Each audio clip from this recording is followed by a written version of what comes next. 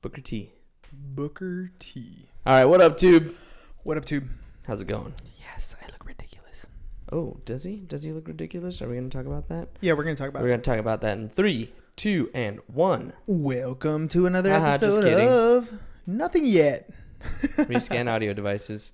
There we go. It said the words, but whatever. All right, try it again in 3, 2, and 1. Welcome to another episode of Business Bros!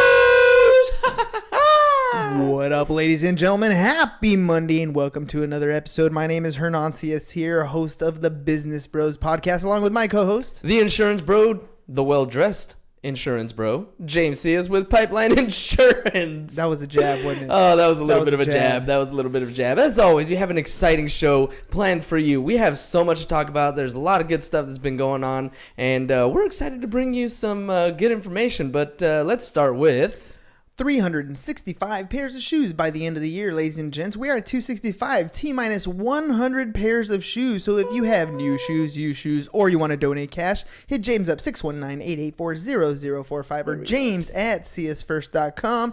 He'll gladly hop on his Harley right over to you, pick those shoes up. He's done it a number of times already and be happy to do it again. So hit him up 619-884-0045 or James at csfirst.com. Let's see. So far, the furthest I've rode is to Poway, and the most shoes I've picked up is still 37. So 37 who's going pairs. to make me ride further than Poway? There is a limit. I don't know what it is yet, but Yeah, you weren't going to go to Arizona. I wasn't going to go to Arizona. And who's going to make me pick up more than 37 pairs? Let's see. Let's see. All right, ladies and gents. Remember, James, by the way, does insurance. That's the whole point of our company here. We do insurance. Factually. So Pipeline Insurance is the place where you need to go if you need, I don't know, homeowners, auto, commercial, workers' comp, general liability. How about your life? Your life might be something you might want to insure. Maybe, all those just things maybe. we can help you with. James is at 619-884-0045 or James at csfirst.com. And hey, lenders, mortgage people out there, tax professionals, you have an office and maybe a book of business and you're like, how can I get more money out of this book of business? We can help you with that. Let us help you add insurance into your particular business. We make it easy. You fill out one form, we take care of the rest, handle all the servicing, handle everything you need, and then cut you a check. Find out how you can get into that program. Hit James up 619-884-0045 or James at csfirst.com. And of course, dronequote.net, the whole reason why I'm dressed sleeveless right here with a bandana or with a I don't know what the heck these things called, what sweatband, whatever it is on your head. I even got a grill. Look at this. Check this out. What? Your grill. Your grill. So had a great time today filming the parody, which will come out really, really soon.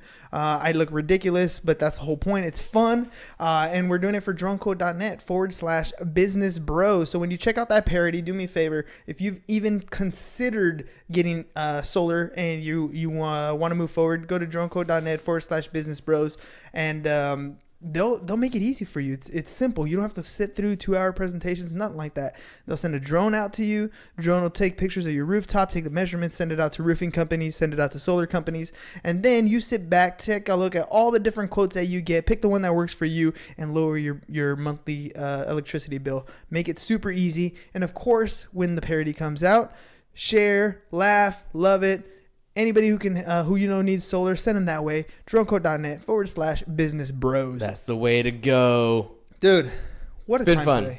It's been fun. It was definitely a busy day, right? Shout out to Adrian and Jose, Visionary Media. Visionary Media, always. Always with the boys. And we always have a good time, dude. I mean, Adrian sure. has this great eye for the way he wants things. He's a good director. Very He's a really good director. Makes me move. I'm telling you, dude. So it's a music video, right? I seriously need to get a little more hip hop dance soul into my body because I got like 1.5 moves and I use them up pretty quick. I mean, you're about 1 1/4 moves better than me. So I got like 1/4 of a move and it usually involves my fingers. But honestly, guys, I mean that's the point, right? It's getting out of your comfort zone. It's trying something you've never tried before with an intent to do something that you want to get done, right? And so Success is on the other side of the comfort zone. success is on the other side of being uncomfortable. And is it uncomfortable to look at my arms. Like, I know you guys are on the whoever's listening in a replay can't see, right? Oh no, they could totally see. I'm watching it on you the can Facebook. See it on the live, and that's kind of my point. There's some stuff that you guys. You're talking about people listening on the podcast. Yeah, if you're listening to this in replay, you're not watching the video, then you can't see my farmer tan, dude. I mean, I'm like two tones. I'm wearing a white shirt, then there's like a white arm, and then like a brown for at sleeve. least one episode. If you're listening on the podcast, just jump over to the YouTube, give us a quick search, subscribe, and check out this dude's arms, because man, they're about as white as his shirt. I mean, dang, I just don't get out like that. But I did it for this, right? This is the fun stuff. Like, should have tanned before, bro. I know. Where's Donald Trump when you need him? Orange tan, I'll do it. Yeah, orange tan. Why not? Probably better than the white arms that I got going on. Yes, man. Yeah, you're right. It would have worked. It would have worked. So, anyways, I wanted to give you guys a little bit of rundown on the type of stuff you'll see coming out of the Business Bros show. I really enjoy doing the parodies. First of all, writing and recording them. Those are fun to me. I actually enjoy doing it. Who knew you would be a paid artist? Right? Weird. I still have a hard time saying that, but still. And then it's designed to help businesses expand. So DroneCode.net is getting this video done. We're gonna promote it on social media, and the whole idea is if you're gonna get into solar and you see this video, it'll be the place where you can go. DroneCode.net/Business Bros. It's catchy. It'll get stuck in your head. I can almost guarantee it'll get stuck in your head.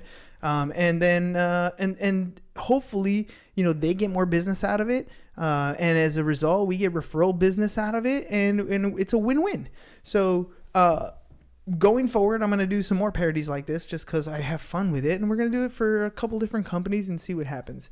Companies, organizations, whatever comes across, whatever inspires tickles you. My fancy, right? Yeah, whatever inspires you. And that's kind of the point, though, right? I mean, there's a lot of things that I think in life people have ideas for, right? They think they want to do something, but all too often, what I tell my students, for example, is write your idea down in your journal, write down in your notes, write down whatever idea comes to mind, even if it's a dumb idea, because you can have a dumb idea, another dumb idea, but you put these ideas that are dumb together and all of a sudden it's a good idea.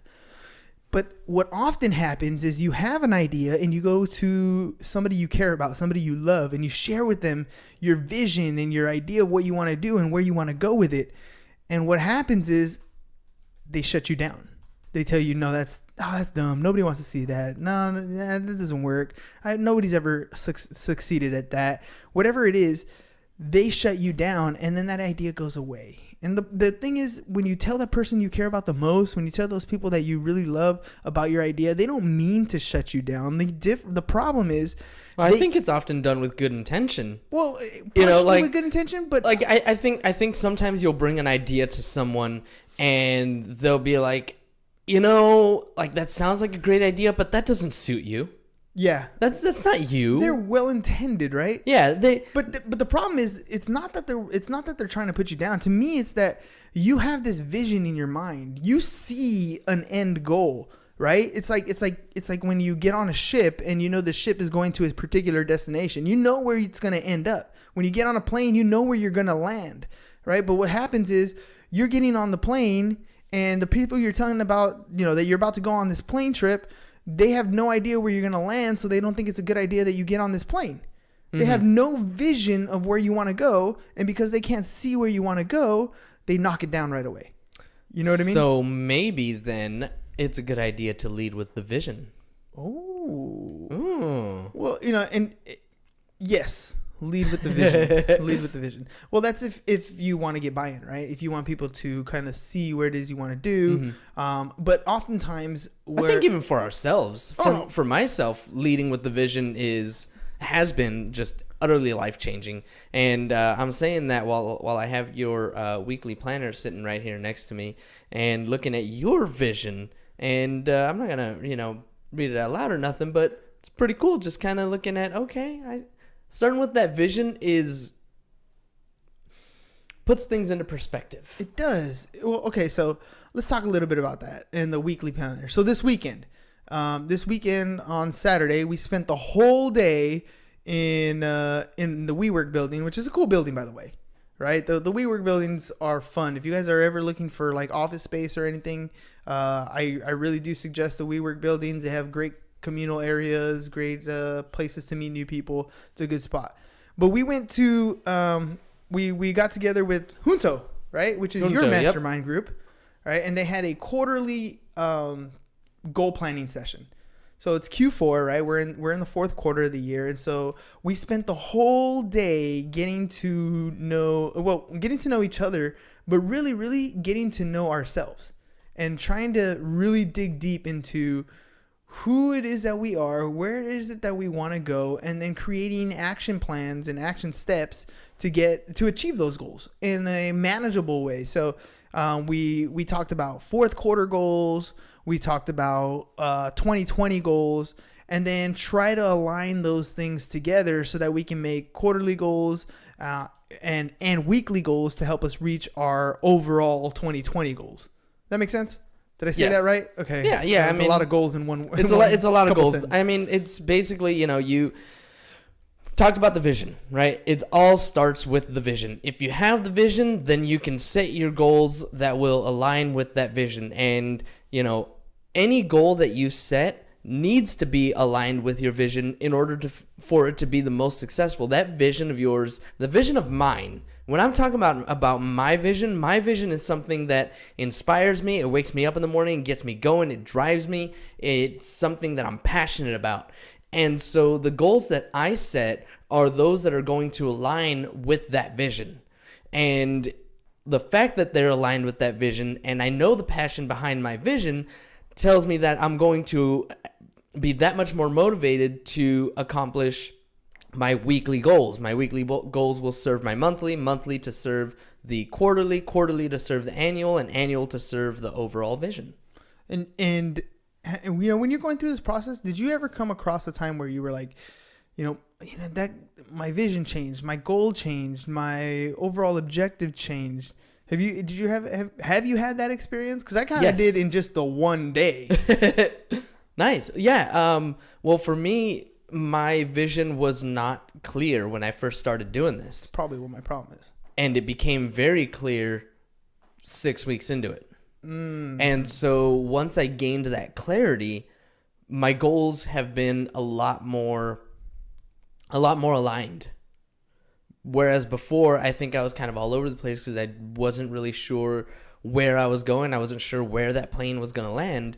But now that I know where that plane is going to land, I can plan the steps and trajectory to get there. That makes sense. Dude, I was sitting there on Saturday and I did a lot of writing. I mean, you look through those pages and I've really filled in. I really try to dig deep into where it is I want to go, because I'm like most people. I'm like most people where I have overall objectives, but sometimes drilling down into the little nitty gritties, right? Into the little things that are like, well, what's going to happen this quarter? What's going to happen this month? What's going to happen this week? What's going to happen this day? Like, to break them down into small little chunks, I get lazy, right? Yep. Like most of us really do. We talk about getting to a certain point, but aren't willing to take the time to break down what it takes to actually get there. And so for me, one of the biggest takeaways from this Saturday meeting was I need to sit down and break up my week every single day. Like, I have my calendar, right? I have my schedule, and things get put into my schedule so that I time block them out. That I've been pretty good at. I mean, I'm busy every single day.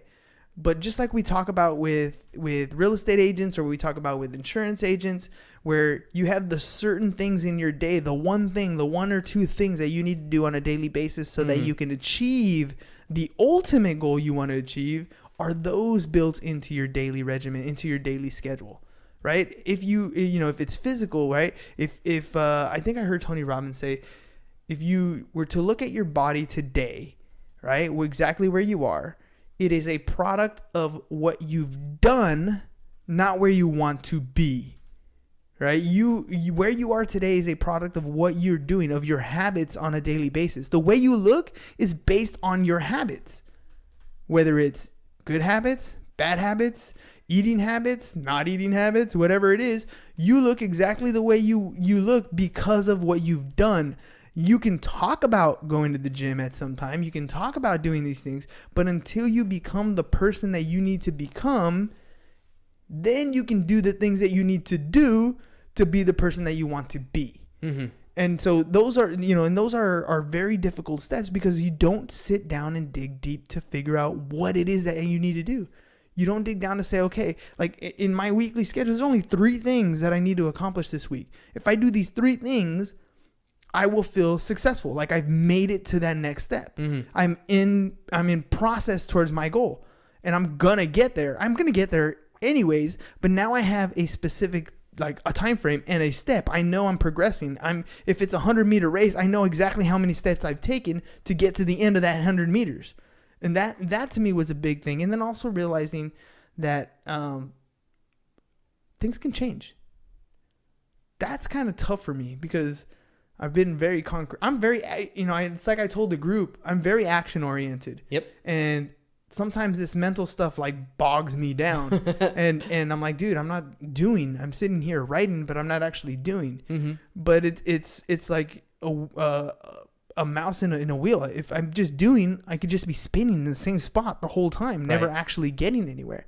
And that's what most of us fall prey to, I think, is we are that rat in that wheel, just spinning.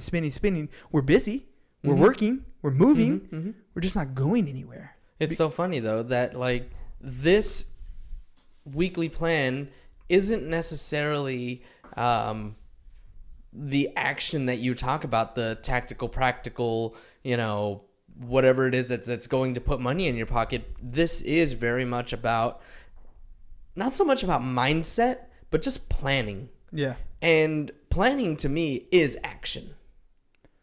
And planning to me is getting ready for action. And the worry is that we can easily fall into planning to get ready to go sometime later in the future. Mm-hmm. Just like we can get trapped in the knowledge part, right? We can learn.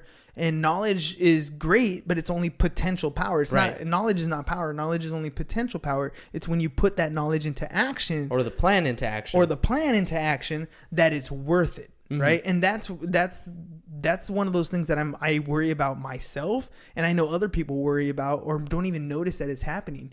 They start getting an education, right? Because they want to something like become a real estate investor. So, they pick up a book and they start reading it, and it recommends another book, and they say, start reading that book. And then they recommend another book. And before they know it, they can speak realtor and flip and investment like anybody else, but they've never actually put any skin in the game. They've never actually made a move.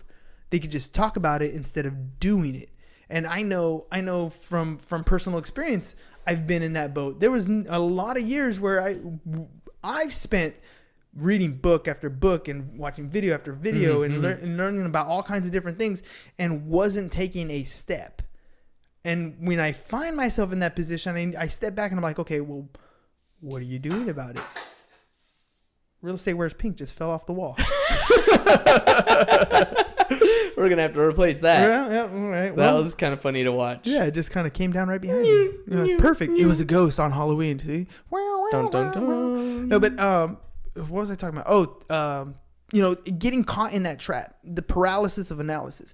Many of us do it, and I think the reason why we don't do it is because we don't have, or we might have an action step, but taking the action is that uncomfortable part. Right. Yeah, that's true. Planning is pretty comfortable. It's because it's you. Yeah. Nobody's going to tell you you're wrong, you're right, no, you're crazy, get out of here. Nobody's going to say anything to you when you're planning. Nobody's going to say anything to you when you're reading a book. Nobody's going to say anything to you unless you put yourself in a position to hear no. And that to me is always been my biggest dilemma with mindset stuff, is you don't put yourself in that awkward position. You don't put yourself in the uncomfortable state. And so because you never put yourself in that uncomfortable state, you never heard no, which means you probably never heard yes, which means you didn't close deals, which means you decided sales sucks for you because it never worked.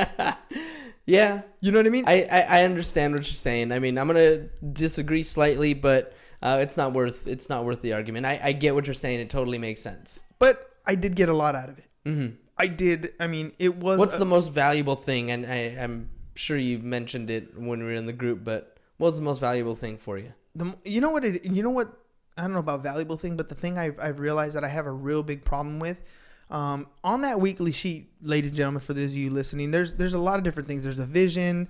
You start with your vision. You set your goals for 2019. Then you got 3 action items that you need to accomplish for the week. And then you break down the things that you need to do to accomplish each individual action item. And then at the bottom of the page, it has, what things you should start doing on a regular basis, what things you should stop doing, what things you should continue to do, stuff like that, right? But there's one line in there that says, reward yourself. Mm-hmm. Right? How are you going to reward yourself if you accomplish everything that you're supposed to do for the week? And I had a really difficult time thinking of a way to reward myself. Like, for me, it's like the reward is in I did it. But they were trying to push, and the facilitator, I forgot his name, Parker. He did a really good job of trying to get me to, write some stuff down. Like, I don't care what it is. I think I wrote like shoes or movie pass or something, but to reward yourself for achieving these particular goals. And it got me thinking of, if I'm not willing to reward myself, do I value myself enough? Ooh. You know what I mean? Like do I value myself enough to do these things? And if I don't value myself, is it because I don't believe in what I'm doing? Subconsciously, am I not believing in what I'm doing and not rewarding myself? Does that mean that I don't really believe in the process? And because I'm a big proponent of, if you love the process, you're not gonna hate what you do on a regular basis. You're gonna love what you do every single day because it brings you joy. The actual work is not really work; it's what you like doing. Right? It's part of the happiness. I think this is actually a perfect lead-in. So since we don't have a guest today, I put this out to our Facebook viewers. I said, hey, Ask the Bros is on our viewers today. So Adrian Fugatti has a question for us. He says, what is required for you to be in the zone or most optimal in productivity? Oh, this one's specifically for Fugatti. You ready? Farmer Tan, baby. When you're focused on these bad boys right here, there's nothing else going to get in your way. Sexy. No, I mean, to be in the zone, me personally, to be in the zone means that you believe in what it is you're doing. You wake up every day thinking about that thing. Mm-hmm. And if it's something you love to do, there's nothing that gets in your way. There's nothing that stops you from doing it. I mean, behind the camera, Adrian is the man. Like, facts. And for example, he came out today. He helped us do the video. That guy was exhausted. He had spent the whole night editing. You don't spend a whole night editing videos if you hate it. You know what I'm saying? Like, he actually loves doing that. Yeah. It wasn't for work. He was doing extra editing on the side for fun. That's the dedication that keeps you in the zone, right? Mm-hmm. And that's the thing. When you're passionate about something, it's easy to get in the zone. And finding that clarity in your vision, finding your why statement, it's really getting that inside yourself to figure out, what is it that I believe in? What is it that I want to achieve? What is it? It's who am I? And why am I waking up every single day?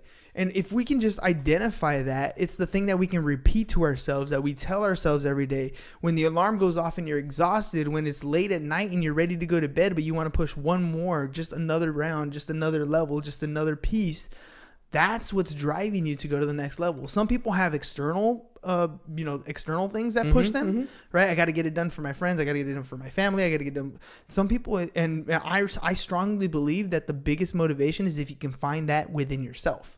Me personally, if you can find that strength within yourself, Michael Keith says passion. Yeah, exactly. To find that thing that makes you want to be better because you want it to be better. Yeah. Then you get to the next level. For sure. Having found go ahead. Michael Jordan, for example, right? Jordan. Tiger Woods.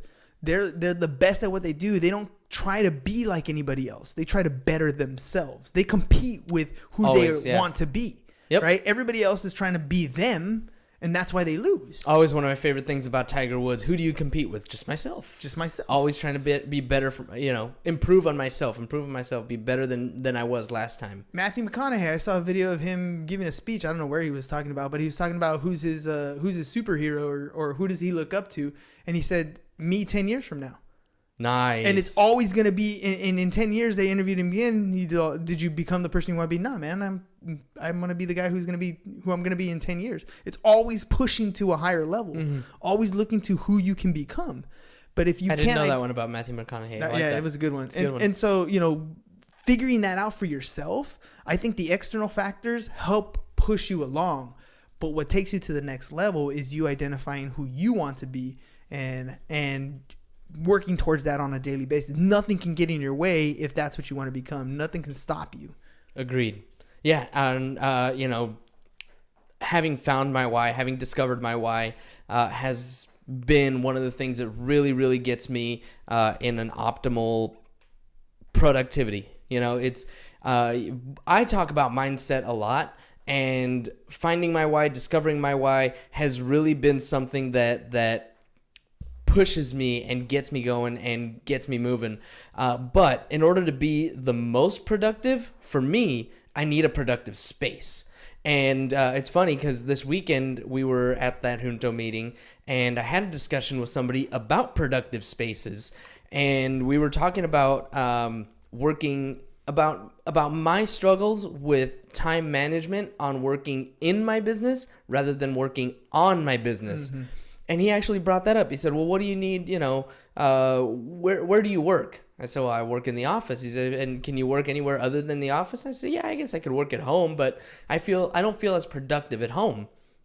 He says, do you feel productive in the office? I said, well, yeah, but do you feel productive working in your business or on your business in the office? And that was a bing light bulb. Like, oh, when you're in the office, when I'm in the office, I'm working in the business. Mm-hmm. So one of the things that I'm looking forward to do, going into the boardroom, or actually I was thinking of taking it like a half a day or something and going to San Diego Library or something along those lines, somewhere other than the office to get some work done, maybe a day or a half a day, probably a full day, like once every couple of weeks. And then on top of that, like maybe once a quarter, escaping for an entire week. I did, when I went to get my life insurance license, I did a week at the micro schools, and I kept my laptop open and I worked, and I just sat and I listened to, what they were teaching. I took notes and everything, but I couldn't take calls. I couldn't do, all that stuff. You couldn't work in the business. I couldn't work in the business. I had to work on the business. So the right environment is something that is vital for my optimal productivity. That's a good one, because that's one of the things I told you on, like, when we're doing this week thing. Part of what helps me out to stay productive also is to have an accountability partner, mm-hmm. right? It works for me when I get up to go to the gym. It works for me in the classroom because I know I have students that I have to be prepared for, right? It works for me with a lot of different things. So finding that accountability partner, the podcast, for example, you, the audience, you're my accountability partner, whether you know it or not. Whether you listen live or you listen on replay, you're my accountability partner, because I told you that I was going to post an episode every day. So I have to make sure that I do that ahead of time, right? Whether I record ahead of time or whether we do it, daily, we got to make sure that we provide you with new content on a regular basis. Having that something to hold you accountable is a big thing. So, for me to do the weekly plan, that's why I said, on Fridays after we record the show, we need to spend time on doing our weekly plan. Yeah. And that would be cool because we get to talk about where we are, where we get to talk about where we want to go, kind of settle down on what's already happened, and then make that plan for the next week. Because just got to put it in my calendar. Yeah, the part of getting planning is not just the planning phase, but then it's also the reflection. Yes. Like, what the heck did you do? If you wrote the plan out but never did anything on it, if you have the map but you never actually took the steps, what's the point? Yep. Right? You didn't get to anywhere. So, reflecting on how your week went is another part of maintaining productivity and vital, and making sure you get to where you want to go. So, yeah, all those things are great things to stay in the zone, to stay productive, to make sure that you are taking what it is you want and pushing it forward. Wherever you want to go, whatever it is, whether it's personal or business, it doesn't matter. We talk a lot about business stuff on the show, but it doesn't matter whether it's personal or whether it's your own business stuff, or whether it's your own home relationship, right? If you want to have a better relationship, you need to work on your relationship. Mm-hmm. What things do you want to make better? What specifically do you want to have better? Is it dinner time with the family? Is it going out on regular dates? Is it putting your phone away when you're talking to each other? Is it watching TV together? I don't know what works for you in your relationship, but whatever it is that you want to improve on, you need to figure out step by step, go back, what things make those reactions happen, what stuff works in your positive, what things are you doing now, what things are you doing now that cause certain results, the reflection. You're living your relationship. You need to reflect on what you're doing. It's going to help you make your relationship better because you're actively looking at the pros and the cons of what you do on a regular basis. And so, I mean, it doesn't matter what it is, the taking a plan, looking at your plan, and then reflecting on it is what's going to help you stay focused and push the needle forward. All right, got a couple more questions here. Go for it. Adrian wants to know, is there such a thing as too much motivation? I say no. Yeah. You know what? For other people, rock out. For other people, you might be too much. Maybe. But that's okay. But I am going to disagree with that because I consider myself a universal jigsaw. Yeah, but even you have too much energy for some people. Yeah, for some people. But for yourself, if it's what you're trying to achieve, there's no such thing as too much energy, right? Too much motivation. Too much motivation for yourself. I think you're right. I think you will decide what is too much or not enough for you, for yourself. Whether that agrees with other people, that's for them to decide, but it should not make a difference on how you interact and see the world. A few more questions. Michael Keith wants to know, do you have a journal? Do you guys have a journal? Yes. Yes, absolutely. So I have two journals. I have one that I don't want to put on air. And I have another one that I write down every anytime I'm thinking of something. It's called my business bullshit. My goddaughter sent it to me. It's really cool. It's just has graph paper on one side, line paper on the other, and it's just anything I can think of that I want to achieve. So right now I'm working on scripting out how I would give my own presentation, right? So I have key points that I work on a daily basis, that I constantly say all the time, your purpose is to be of service to others, but your business's purpose is to make a profit. So I have little lines that I've pulled together over all these different podcasts, and I always write them down in different thoughts and things I want to achieve, and I make sure I write down every single day. But I also journal just what's going on my daily basis. Just kind of it's my reflection on what happened the day before. Yep. And so, I write down all the time. I used to try to do it on a computer, but then to be honest, I don't really look at it again and just kind of forget to do it when it's on paper, and I have to look at the date and I have to circle the date or underline the date. And, before I flip the page, I can't have a skip date. You know what I mean? It's my little way of holding accountable. So yeah, journal all the time. I've had a journal since I was 14 years old, give or take. I started journaling. Meli Barajas, she gave me my first journal. Oh wow, these are some good questions. We're gonna have a little bit of a longer show. Cool. But anyway, journaling since 14, but most recently my journaling has gotten a whole hell of a lot better. So it used to be, at 14, oh, I didn't get this girl, and oh, I didn't get that girl, and oh, my heart's broken, and I'm whatever, all this emo child BS, right? And then even into, older years, I tended to journal when I was really struggling with things, and trying to kind of just write things out, write it out, just release the stress and kind of think through it on paper. But lately it's been more a journal of appreciation for one. And for two, it's been that reflection that we're talking about. So I started doing this weekly planner almost 2 months ago now. And after the first 2 weeks, I was challenged not just to reflect on a weekly basis on the planner, but to reflect on a daily basis in a journal. And that has been really powerful as well. So I'm up at 4:30 too, but I'm not at the gym at 4:30. I'm journaling at 4:30 in the morning. And I wait until about 5:15. Vanessa gets up, and then we go for our walk through Balboa Park. So, we're walking a couple miles a day, and it's not running, it's 4 miles. But it's still moving. But it's still moving. But yeah, journaling every day, looking at what I've done throughout the week, how am I progressing towards my goals, and what do I need to change? So yes, we journal very often and very, very regularly, yeah. Let's see. Adrian wants to know, how do you explain to your kids what you do to make a living? Work. They know that song. You know what? They see busy. They see productivity. I don't know how much they correlate with income. They haven't really asked the income questions yet. But for the kids, what I try to inspire in them is to figure out what it is they like to do and then start doing it every single day. I don't care what it is, but do it every single day. As far as building income, Liam started selling some candy because he wants to make some money. Mila is not that big on generating income, but she is also not getting very much money. So I think it's difficult with each kid because each kid is completely different. Liam really dives into what it is that we do. Like, he really wants to contribute. He's willing to get behind the mic and talk about Minecraft or whatever it is that he wants to talk about and go on YouTube Live and stuff like that. He's really big on that. Mila is completely opposite, but she's very athletic. She's very proud.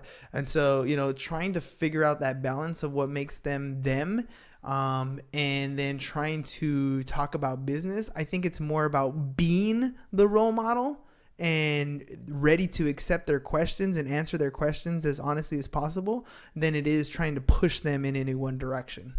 I know that's the best I could do with that one. All right, we have another question from Michael Keith. Controller, supporter, analyzer, or promoter? Which one of these are you guys? And he is referring to, I had to Google it, Lewis Howe's podcast. We've got a analyzer, and I'm just going to break this down as simply as possible. Analyzer, you must know everything about what you're working with, about the smallest details. Controller, nope. Gift of a controller is they can get things done. Decisive, confident, goal-oriented, and focused. Promoter is the ability to contribute and grow many ideas but have a challenge with completing projects. Promoters tend to break their words and become overwhelmed. And supporter, givers focused on emotions, love, acknowledgement, and self-respect. I'm pretty sure I know which ones we are. I'm more of a promoter than the other ones. I would consider myself promoter / controller. Wow, okay. That's what I think I sit, because I like the 10,000 foot overview. Like in our insurance company, for example, my role is the accounting, so I make sure that everybody gets paid. I need to make sure I get things done. In that sense, I'm a controller. It's got to be done by this date. You need to have these steps done so I can process my side. But overall with the company, Jimmy and I tend to talk about where we are and then push a direction into our other partners, essentially you and Armando, right? Yeah. And okay, so this is the direction of the company we're going in now. We think this is the best way to go. Oh, make it happen. Supporter here. Yeah. So definitely giver focused on emotions of love, acknowledgement, and self-respect. Oh, you're 100%. Oh, that's definitely 100% me. I can be a little bit of a promoter sometimes, getting overwhelmed with multiple ideas and all that. So. Thank you, Michael Keith, for that wonderful question. We have one last question. This one is from your mother. Oh, my mama. Yeah, she says, "Why are you guys so handsome?" I get it from my mama. I got it from my mama. All right. It's in the genes. It's in the genes. I think we're done for the day. Hey, thank you, everybody, for participating in the Ask the Bros section. Look forward to that going forward here. I'm going to... Yeah, I like it. Yeah, cool. I'm gonna do that. I'm gonna do that even if we have a guest. It doesn't matter. Guest gets a question. Audience gets a question. Perfect. And we'll keep it going. 365 pairs of shoes, ladies and gents. So if you got new shoes, used shoes, or you want to donate cash, hit James up 619-884-0045 or james@csfirst.com. We're about 100 pairs away. So if you guys got shoes, please hit us up so we can get we can get up to that 365 marker as soon as possible. Dronecode.net/business bros is where you need to go if you have any solar needs. It's simple. They'll come out, take a drone picture of your roof, send it to contractors, both roofing and solar. You sit back, look at all the quotes, pick the one that works for you, get your solar done so you get your insurance bill your electric bill under control. And as far as insurance, home, auto, life, commercial, whatever it is you need, or maybe you want to add insurance into your particular business to increase your bottom line, hit James up 619-884-0045 or james@csfirst.com. We love you guys. That's all we got for you today. Peace. Bye-bye. And we're out. See you, Facebook. Appreciate you. Facebook. You're the best. We love you.